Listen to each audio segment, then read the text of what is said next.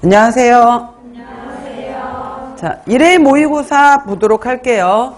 저는 저 같은 경우에는 오늘 들어오기 전에 여러분들 시험지를 먼저 채점하고 들어오거든요. 역시 기대에 어긋나지 않게 빈대가 많았어요.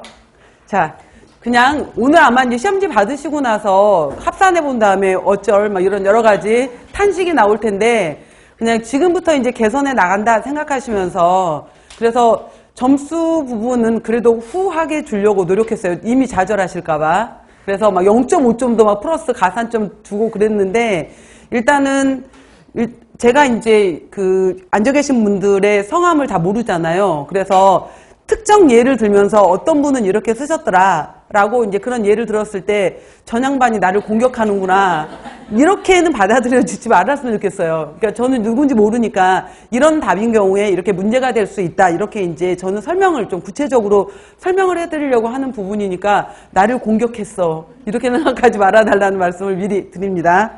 자, 문제 보면서 다시 얘기해 볼게요. 첫 번째 보시면은 잘 안 보이네요. 식사요법 문제부터 시작했는데 식사요법 부분에서 이거 그렇게 강조했던 부분이었었잖아요. 가장 쉬운 문제. 그래서 이거 2점은 그냥 드리자라는 문제로 해서 들었던 부분이었었거든요. 그래서 자, 알레르기 부분에 나올 때가 계속됐다라고 제가 주장을 했잖아요. 그래서 보시면은 알레르기란 주위 환경에 존재하는 일단 저는 키워드를 좀 보고 싶었어요. 그래서 항원이라는 말이 있고요. 그 다음에 우리가 비면역, 그 다음에 면역 있었을 때 알레르기 정의 같은 경우에는 면역 매개형이다 라는 부분이에요. 면역 매개형 과민 반응이다 라고 했고요. 그래서 과민 반응이라는 의미는 누구는 일어나고 누구는 일어나지 않고 라는 의미예요. 그래서 염증이 나타나는 부위에 따라서 나눌 수 있다 라고 해서 코에서 나타나게 되면은 비염, 그 다음에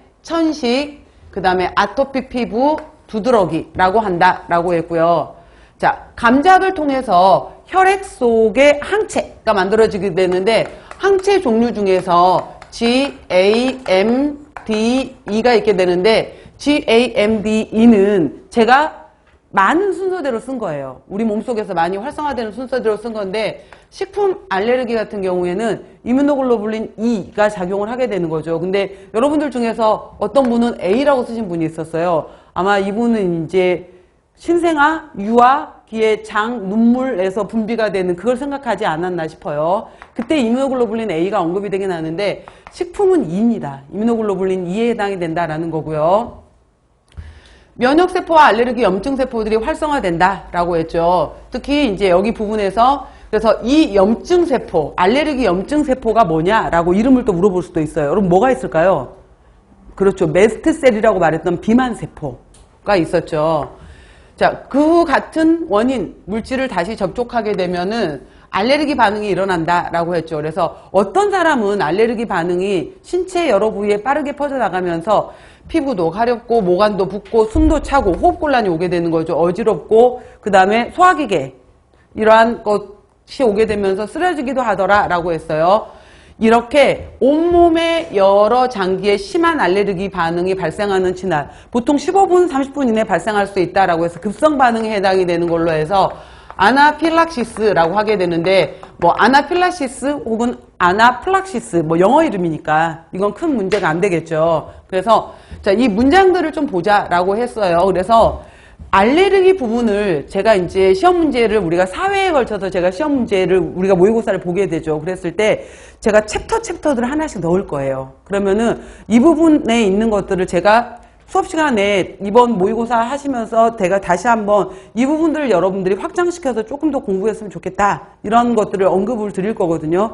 그러면서 오늘 부분은 식사요법 파트에서 알레르기 파트는 완전히 다시 한번 정리한다. 이렇게 생각하세요. 그래서 알레르기에 대한 기본 내용이었죠. 그래서 제가 써놓은 것처럼 정답은 면역글로불린 E 혹은 이뮤노글로불린 E가 되는 거고 아나필락시스, 아나플락시스 크게 이름은 상관없어요. 그래서 이 두 가지가 1.1점 해서 2점이 되는 거였고요.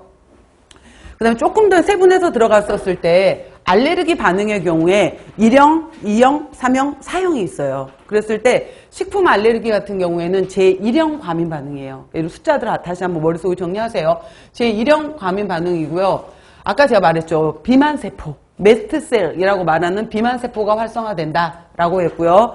가려움증, 여러 가지 화학물질을 분비한다라고 했었을 때 알레르기에서 가장 크게 화학물질이 작용하는 것은 히스타민이에요. 그래서 항히스타민제, 그래서 이러한 용어들 정리를 하세요.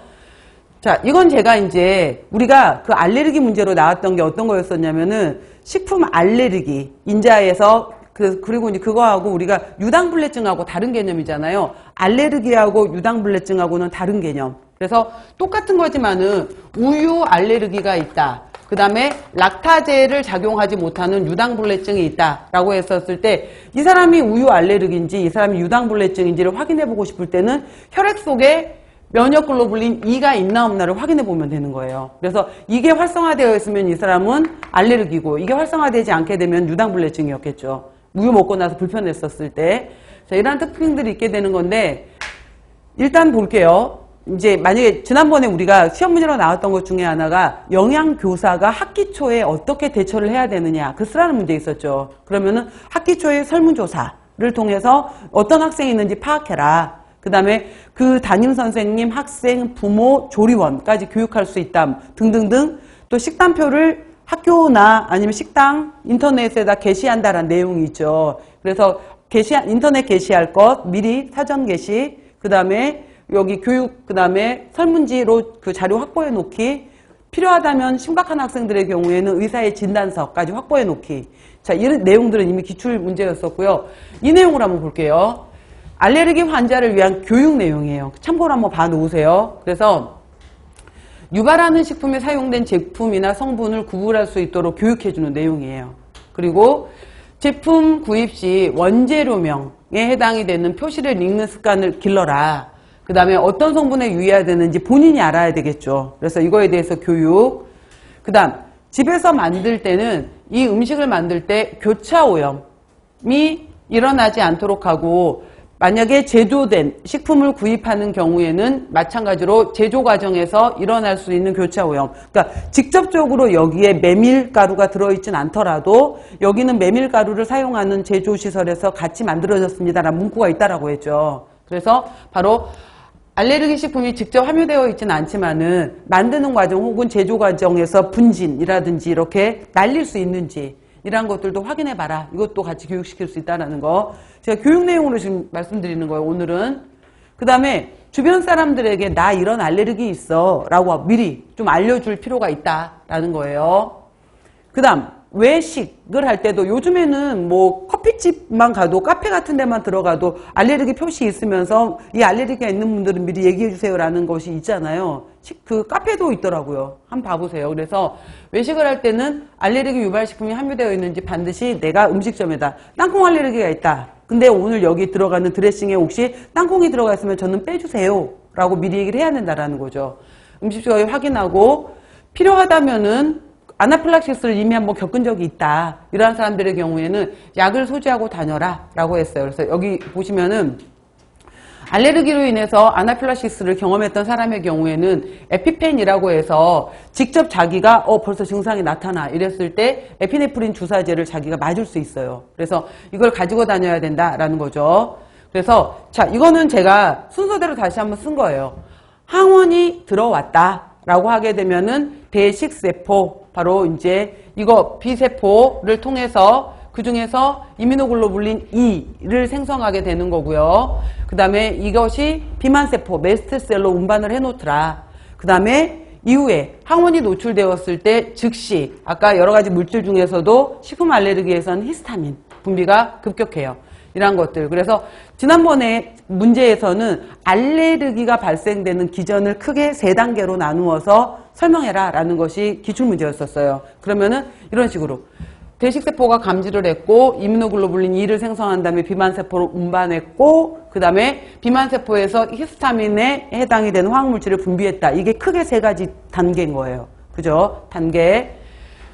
자, 피부에서 일어나고요. 소화기계에서 일어날 수도 있고요. 호흡기에서 일어나게 되는데 특히 목이 부어오르고 기관지가 수축이 돼요. 기관지가 수축이 되면서 혈관을 눌러요. 누르게 되면서 혈관이 확장이 돼버려요. 그러니까 수축이 되고 기관지는 수축이 되고 혈관은 늘어나요. 늘어나게 되면서 바로 혈관이 늘어나게 되니까 혈압이 떨어져 버리는 거예요. 그래서 이거로 인해서 사망까지 갈 수 있기 때문에 바로 에피네프린 같은 경우에 혈압을 상승시키는 주사잖아요. 혈압을 상승시켜준다 이거예요. 혈압 저하가 발생하는 거예요, 여러분들. 말초혈관이 확장이 되면서 혈압 저하가 나타난다. 기관지가 수축이 되고 혈관은 늘어나는 거예요. 자, 그래서 이 기전 다시 한번 봐 놓으시고요.